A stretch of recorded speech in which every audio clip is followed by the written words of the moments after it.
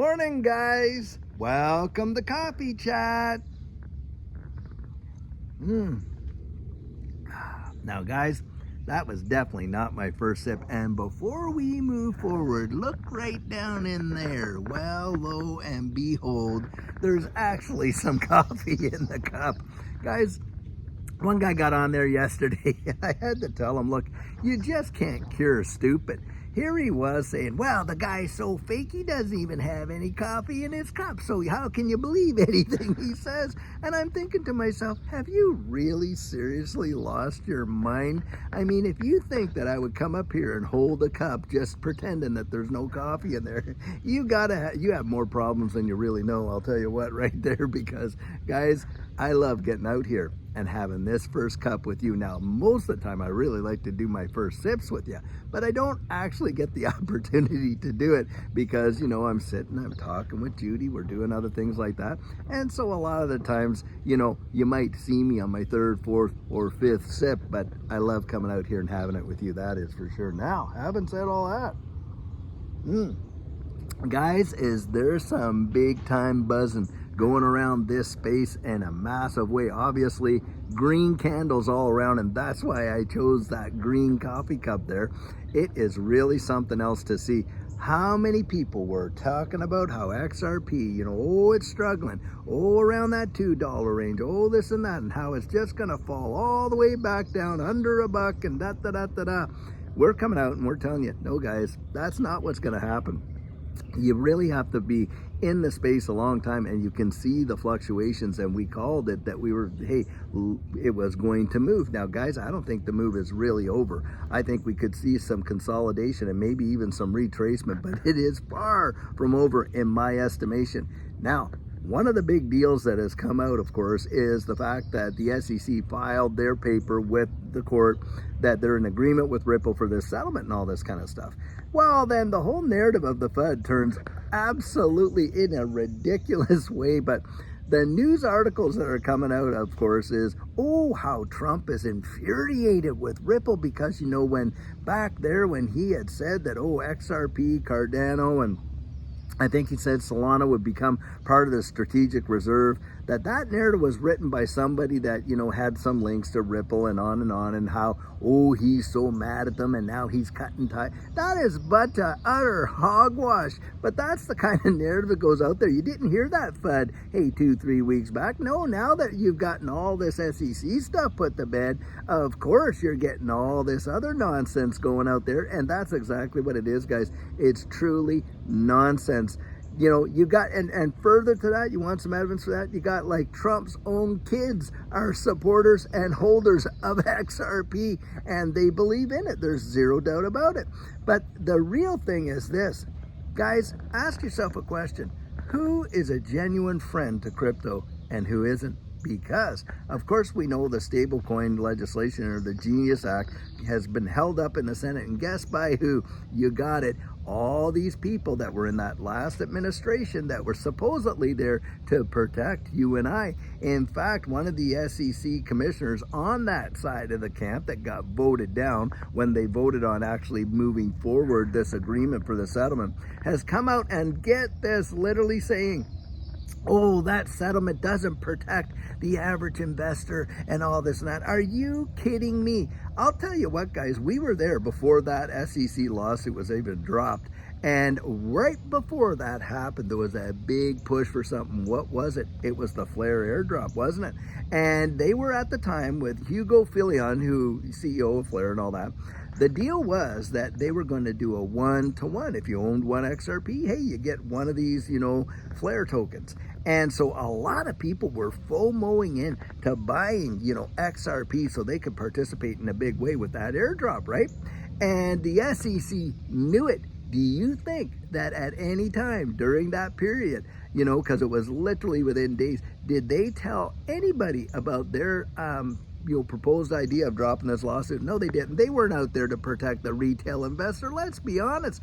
This whole case was nothing but a dog and pony show to delay things, number one, but to suppress, the XRP ecosystem and to give a free pass to all the big cronies that they have, which was Bitcoin and Ethereum. And that is exactly what went down. And you got the likes of Senator Elizabeth Warren, and I have to say this, guys, her and Gary Gensler, both of them ought to hang their head in eternal shame, because they literally despise their own oath of offices. Because what did they do? They colluded before the House Financial Services Committee, where Gary Gensler's getting questioned. Elizabeth Warren is the chair of the committee.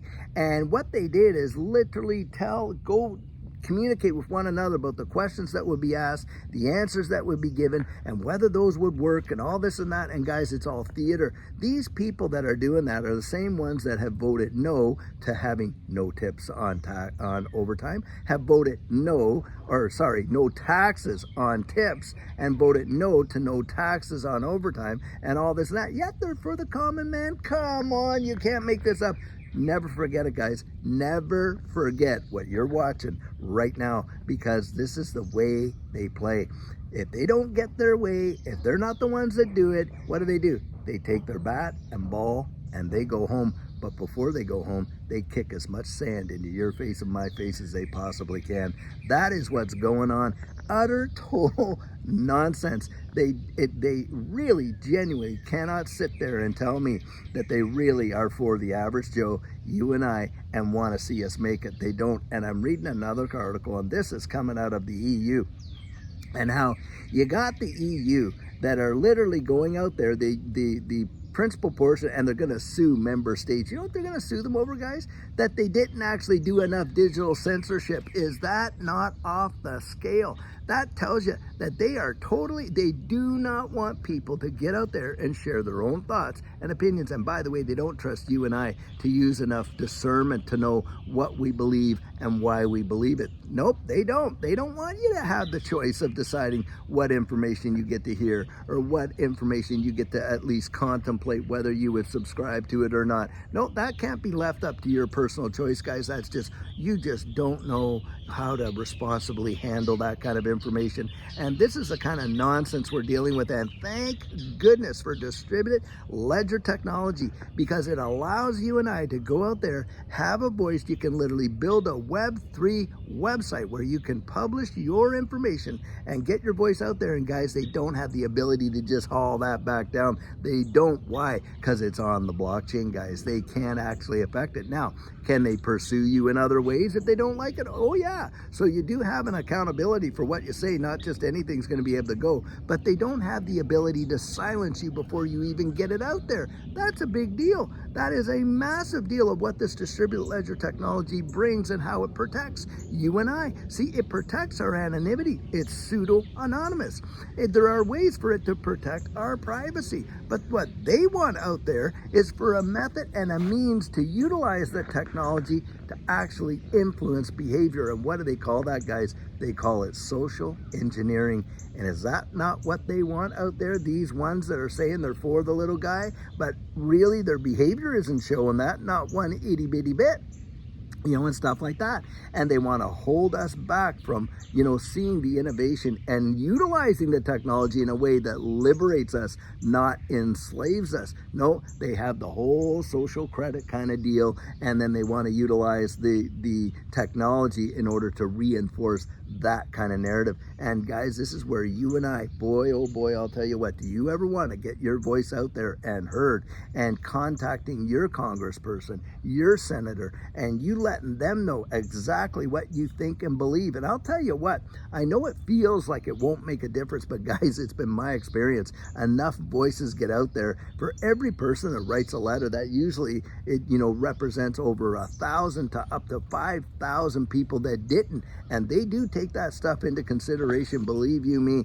And especially when we see what happened in this last election. Guys, the fact of the matter is this digital asset space really pushed it over the line. And you watched all these different ones out there, both this side and that side. And boy, did they ever push the narrative of this digital asset space. And guys, we are going to get the clarity. I know it feels like everything's on the shelf and it's not going to happen. Guys, it's a dog and pony show. Because I'll tell you, around the wide world, you're literally watching the infrastructure being laid down right now. They are literally that close to literally having a grand opening, if you know what I mean. It's already out there, and don't kid yourself, we're not going to get left behind on this side. They are not going to let it happen, guys. This is just saber rattling, and that's all it really is. That's all it is. To me, it's nothing but a show. But guys, you got to know who's behind the curtain, who's pulling the strings, what's going on here, what's going on there. And that's why I am always out here saying, get out and really get to know it for yourself, because that's one of the principal things that I genuinely believe, and it is true, that the answers we find for ourselves are the ones we genuinely trust the most. Get out there and do it. And having said that, guys, I have got, I've opened up in June. Now let me think, I think the first day is June 9th and it goes through to that week, I think June 9th to 13th. And I have opened up some time slots, for our coaching. So for those of you that have been interested and, saw that the month of May and the beginning of June is just all booked up, look, I've got those dates available there, and they usually go pretty quick. So if it's something you're interested in, get out there and book them, and we can have that conversation one-on-one where we're going to talk about all of this, space. We're going to talk about the techniques that you can absolutely put into practice and genuinely see how that will make a massive impact on the results that you see in this space. Yes, it will. How do I know? I lived it, guys. I lived it. And so many other people as well. Guys, we have coached people because we started coaching in 2022. Some of the people that we coached that acted upon what we shared with them are millionaires now. They've written me and thanked me that, they did it, and as a result, it changed their world. So I know that it has had impacts, and it's something that Judy and I genuinely employ ourselves. You're getting our 100% philosophy and our plan of how we went about and did it and how we do it now. That right there. And that's what you're getting when you're taking that coaching and all the strategic stuff that goes with it, looking over your portfolio and all that kind of stuff together, and giving you techniques where you can really, just be razor sharp. That's for sure. Guys, you can't leave it to chance. Don't leave, your hard-earned, dollars that you've invested in this space to chance when you could literally be strategic. I'll tell you what, and whether you do it through me or somebody else, or you build that, that confidence and that reservoir of conviction on yourself, just get out there and do it. That's what I would encourage you to do. Well, guys, I'll tell you what, things are really humming in this space, and it is a gorgeous, beautiful Friday, and that means the weekend's upon us, guys, and I sure hope you get to spend the weekend with your family and friends. And tomorrow, on Saturday, hopefully we're going to be able to do a question and answer, that kind of thing, and absolutely a sugar on Sunday. And guys, I can't wait to see you later on today. We'll have another amazing video for us. So until then, guys, have a fabulous one and take care.